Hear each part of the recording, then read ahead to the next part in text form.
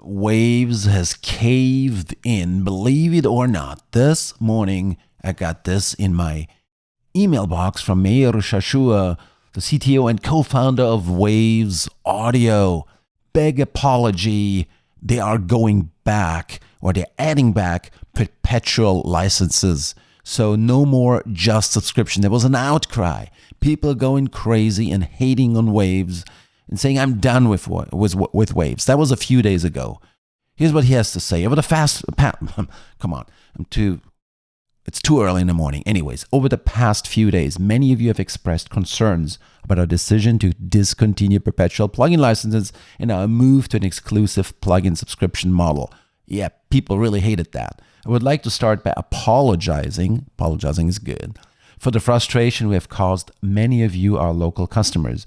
We understand that our move was sudden and disruptive and did not sufficiently take into consideration your needs, wishes, and preferences. We are genuinely sorry for the distress it has caused. And it did cause distress because people were basically cut off with updates with their plugins they bought, they owned, unless they would subscribe. All that stuff, even the Waves update plan, would have gone away. So if you have a version today and you don't subscribe, in 5 years from now, you still own that version, but we don't give you any updates. That was the message. And that really would have broken, or not being able to keep old sessions, accessible. And that was for people who bought a lot of the plugins. They bought them. They gave Waves the money. It's like, here's my money. I'm buying your plugin. I'm not renting it. I'm buying it.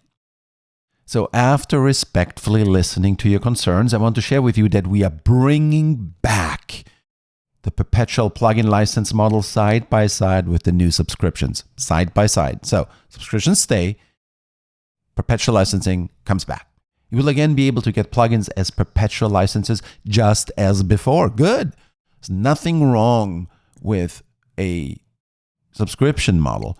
I think it's $14.99 a month and $24.99 a month for 110 and 220 plugins respectively. That is not a terrible deal because you are getting a lot, and it allows you to at least explore that ecosystem on a month-by-month basis. It's cheaper on a yearly. It's $150 and $250 a year if you pay annually, basically. And there are some good plugins, and especially lately they've come out with the VX, the noise, the voice isolation plugin, the little tubes. They came back with a lot of good stuff. So Waves started great, was the plugin maker from the early 2000s or even before, and then kind of like in the last few years stalled a little bit, where they're sitting on a catalog of older plugins that, yes, had gained a lot of industry praise, but the competition didn't sleep, and there were giants awakening, and people were just, probably looking to those plugins. And then Waves started dropping everything to $29.99, buy one, get another one free. All these things to try to get customers to buy. And that's not easy. That's not easy because after so many plugins you already bought, how many more are people going to buy? They can't buy constantly. They won't. And therefore they said, well, listen, we need to secure our income stream. We need to let our investors know, listen, we got that many subscribers, that much data, that many people. We got them. Over the next 5 years, this is what we can predict. That's why everybody wants subscriptions. Of course. If a movie theater can get you into subscriptions to know this guy's going to show up once a month guaranteed in my theater. Distress, relief, because otherwise they don't know what you're going to do. That's scary. Well, they don't know what we're going to do. That means you got to perform. You got to do things right. Anyways, Plugin Alliance, all the other big ones are not that different. They all offer subscription models as well. Have not replaced perpetual licensing. And maybe this is good because this is a lesson that basically tells all the other companies, you play with customers, you take away what they own, you mess with what they own, you break that promise, there'll be problems.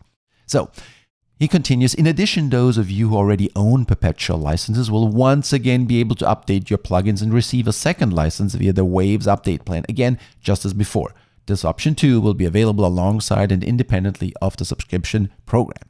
We're currently putting all our efforts into making Perpetual licenses available to you again as quickly as possible. In the meantime, you can keep up to date on this news page. This news page here is basically the same as right now as this apology email. We will post the latest updates on Perpetual license availability.